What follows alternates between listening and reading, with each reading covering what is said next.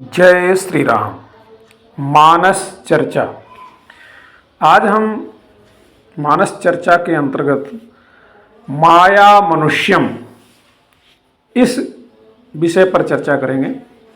यह जो माया मनुष्यम शब्द है रामचरितमानस पंचम सोपान सुंदरकांड के प्रथम श्लोक का 12वां पद है। हम श्लोक को देख लेते हैं।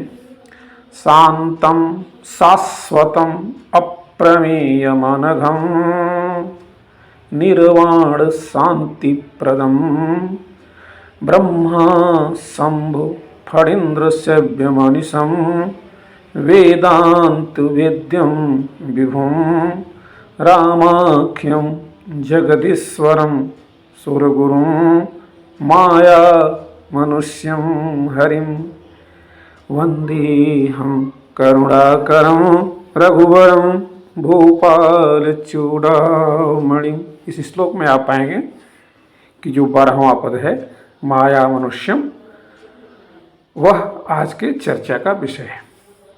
ईश्वर मनुष्य बना, मनुष्य भी फिर से ईश्वर बनेगा।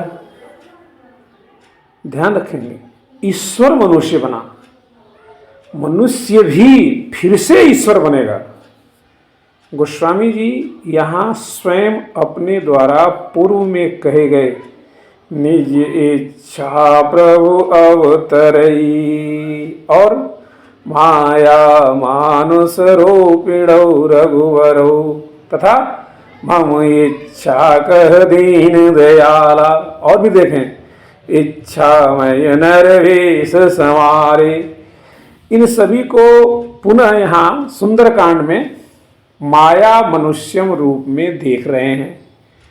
माया भगवान की दासी के रूप में बालकांड के अंतर्गत गोस्वामी जी द्वारा वर्णित की गई है। राम माया से जब मनुष्य बने थे और शिशु लीला करने लगे थे, और जब उन्होंने रोदन ठाना, वह प्रकट कृपाला दीन दयाला में आप पाएंगे वहाँ आता है रोदन ठाना। तब कौशल्या जी कबहू उछंग कबहू वर पलना मातु दुलारे कही प्रिय ललना। इसी प्रसंग में यहाँ उहाँ दुई बालक देखा, यहाँ उहाँ दुई बालक देखा मत्ति ब्रह्म मोर कियान विशेखा। माता कौशल्या को भ्रम हो जाता है। यहाँ वहाँ दोनों जगह पर एक ही राम को दो बालक के रूप में दुई बालक देखा, उसी समय मति भ्रम हो जाता है। मति भ्रम मोर कियान विशेखा। इसी में जब माँ कौशल्या व्यस्त थी, गोस्वामी जी ने उसे शिशुचरित पुनीत कहा। क्या कारण है कि माता कौशल्या को राम में, माता यशोदा को कृष्ण में, उनके बचपन में ही विराट रूप के दर्शन हो जाते हैं। यह सिर्फ पूत के पांव पालने में दिखना नहीं है, बल्कि बच्चे में ब्रह्म का होना है। दूसरी ओर ब्रह्मांड निकाया निर्मित माया रोम रोम प्रतिवेद कहे।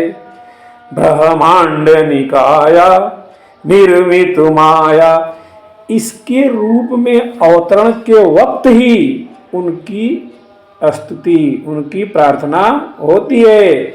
और फिर गोस्वामी जी कहते हैं विप्रधेनु सुरसंत हित लिन्ह मनुज अवतार निज इच्छा निर्मित तनु माया गुण गोपाल। ध्यान देंगे शब्द पर, निज इच्छा निर्मित तनु माया गुण गोपाल। माया मनुष्यम की में व्याख्या करनी है तो यहाँ माया आ गया। कौशल्या जी बचपन में जब राम का विराट रूप देखती हैं तो यह भी देखती हैं कि सब प्रकार से बलवती माया भगवान के सामने अत्यंत भयभीत होकर, अत्यंत त्रस्त होकर, डरती हुई हाथ जोड़े खड़ी है।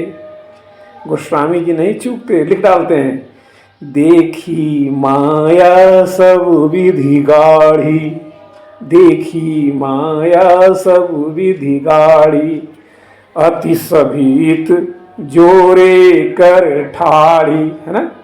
देखी माया सब विधि गाढ़ी, अति सभीत जोरे कर ठाड़ी।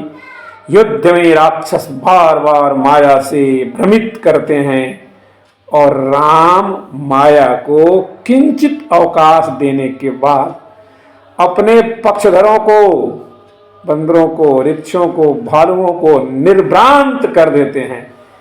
माया विगत भय सब हरखे वानर जूथ, प्रभु छन महु माया सब काटी, प्रभु छन महु माया सब काटी।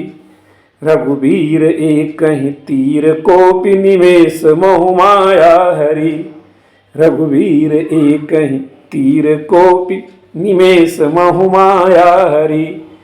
राम माया मनुष्यम हैं लेकिन मायावी नहीं हैं।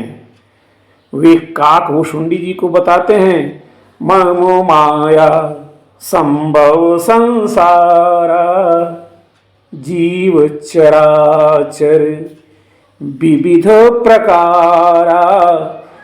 गरुड़ जी भी माया के इस प्रभुकृत रूप को नहीं समझ पाने के कारण संभ्रम में फंसते हैं, और स्वयं काकभूषुंडी जी भी।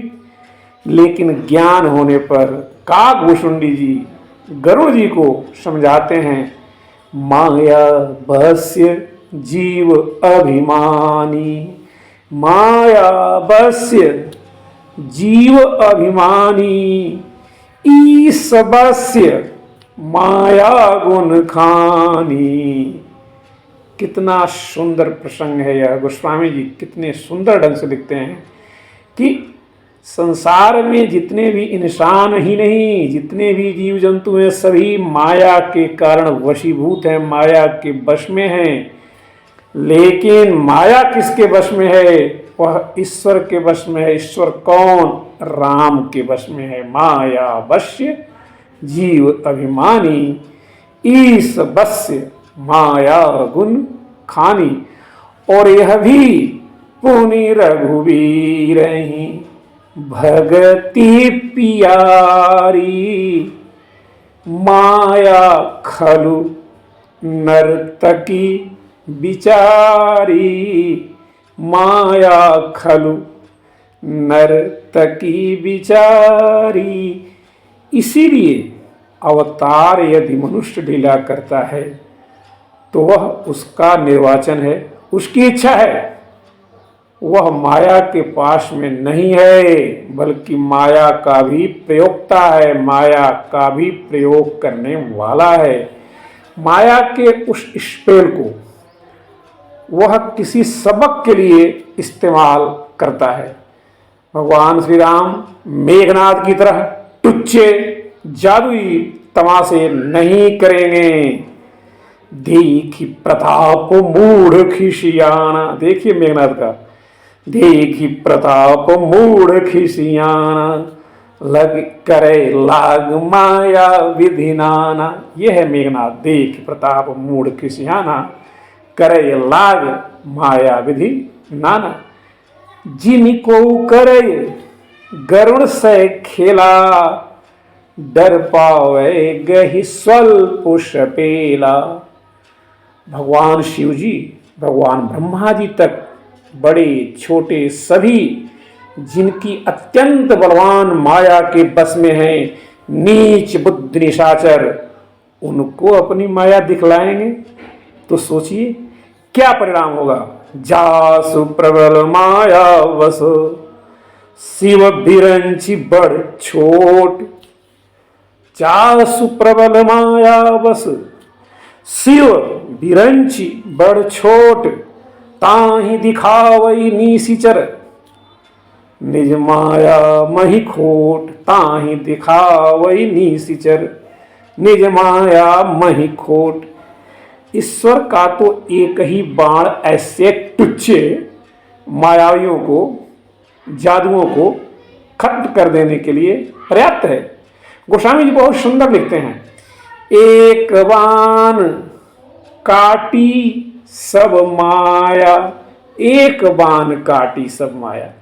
इसी प्रसंग में गोस्वामी जी आगे भी कहते हैं, सदा स्वतंत्र एक भगवान, सदा स्वतंत्र एक भगवान।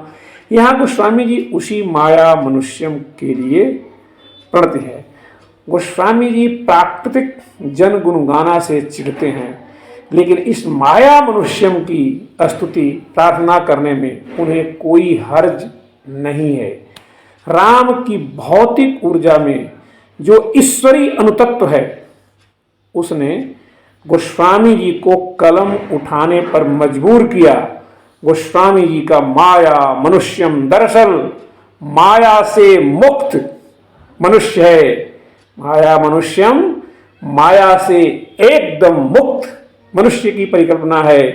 राम एक साधारण इंसान नहीं है।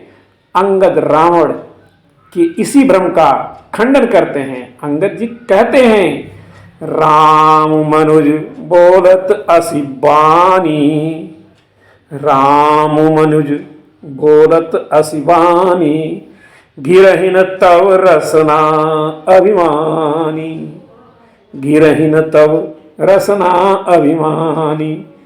नारद पुराण का यह आत्मविश्वास व्यर्थ नहीं था कि जो भारतवर्ष में जन्म लेकर पूर्ण कर्मों से विमुख होता है, वह अमृत का कलश छोड़कर विष का पात्र अपनाता है।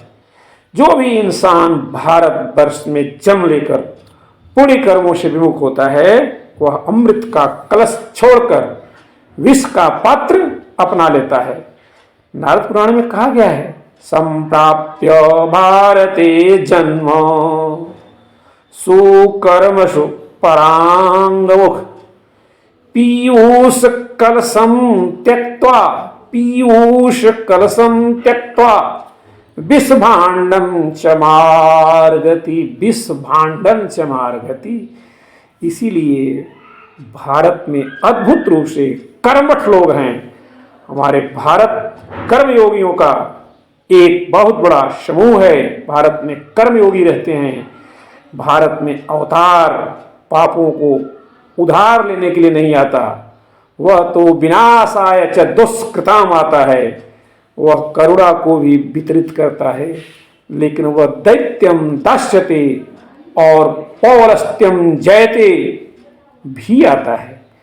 गोस्वामी जी के शब्दों में विप्रधेनु सुर संतहित लिन्न मनुजय अवतार, लेकिन वह उस भारतीय सैद्धांतिकी को क्षतिग्रस्त नहीं करता जहां कर्मण्येवाधिकारस्थे मां फलेषु कदाचन। कर्मण्येवाधिकारस्थे की भावना, जहां कर्मयोगी विशिष्टे की स्वीकृति है, जहां कुर्वन्नपि न लिप्यते का आदर्श है। गोस्वामी जी झूठा आश्वासन नहीं देते। वे कहते हैं, कर्म प्रधान विश्व करि राखा, जो जस करहि सो तस फल चाखा, कर्म प्रधान। यह यथा बीजम तथा निष्पत्ति, जैसा बीज वैसा फल का चाणक्य सूत्र भारतीय मनीषा को काफी लंबे समय से प्रभावित करता आया है। कृपया देखिए, यह कुरुते सभुक्ते, यह कुरुते सभुक्ते की मान्यता संयुक्त निकाय का यादिसम वपते बीजम तादिसम हरते फलम वाला प्राकृतिक पर्याय राम मनुष्य हैं। राम मनुष्य मात्र नहीं हैं, ध्यान रखें, राम मनुष्य हैं। लेकिन राम मनुष्य मात्र नहीं है। अंगद इन सत्ताओं के सतही अर्थ की, अंगद जी रावण को इन सत्ताओं की सतही अर्थ ही समझाने वाले थे, लेकिन जब नहीं समझता है तो रावण मूर्ख ही है। इसीलिए वे रावण को कहते हैं, राम मनुज कस रे सठ भंगा, धन्वी काम नदी पुनि गंगा, पशु सुधेनु कलप तरुरूखा, अन्नदान असरस पीयूषा। ललकारते हुए अंगद जी ने कहा था, वैन तेय खग ऐसा सानन, चिंता मनि पुनि उपल दसानन, सुनुमति मंद लोक बैकुंठा, लाभ की रघुपति भगति अकुंठा। कि क्यों रे दुष्ट मूर्ख, श्री रामचंद्र जी मनुष्य हैं, कामदेव भी क्या धनुर्धारी हैं, और श्री गंगा जी क्या नदी हैं, कामधेनु क्या पशु है, और श्री रघुनाथ जी की अखंड भक्ति क्या और लाभों जैसा है। तुम इसको लाभ समझते हो। इसी क्रम में अंगद जी ने हनुमान जी के बारे में भी रावण को एकदम सावधान किया था। सेन सहित तव मन मथी, अंगद जी ने रावण को कहा था, सेन सहित तव मन मथी, बन उजारी पुर जारी, कसरे सठ हनुमान कपि, गयो तो तव सुत मारी। सेन सहित तव मान मथि, बन उजारी पुर जारी, कसरे सठ हनुमान कपि, गयो जो तव सुत मारी। अंगद जी ने कहा कि पहचान, हनुमान जी क्या सिर्फ बानर हैं? राम एक जीवनी नहीं है, एक क्रिया है, एक प्रभाव भी है। राम का नर रूप उनकी बायोग्राफी है, लेकिन राम की प्रभा अनंत को संबोधित करती है। राम की जैविक शारीरिक संरचना से आगे एक उनकी आत्मा है, एक उनका अध्यात्म है। वह क्या है? माया मनुष्यम के रूप में राम उसी जिज्ञासा और शोध का विषय हैं। राम जन जन के आराध्य हैं, राम जनमानस के आदर्श हैं, राम पुरुषोत्तम हैं। ऐसे राम हम सबका कल्याण करें, हम सबको सद्गति दें। हम बार बार ऐसे राम को प्रणाम करते हैं। जय श्री राम, जय हनुमान।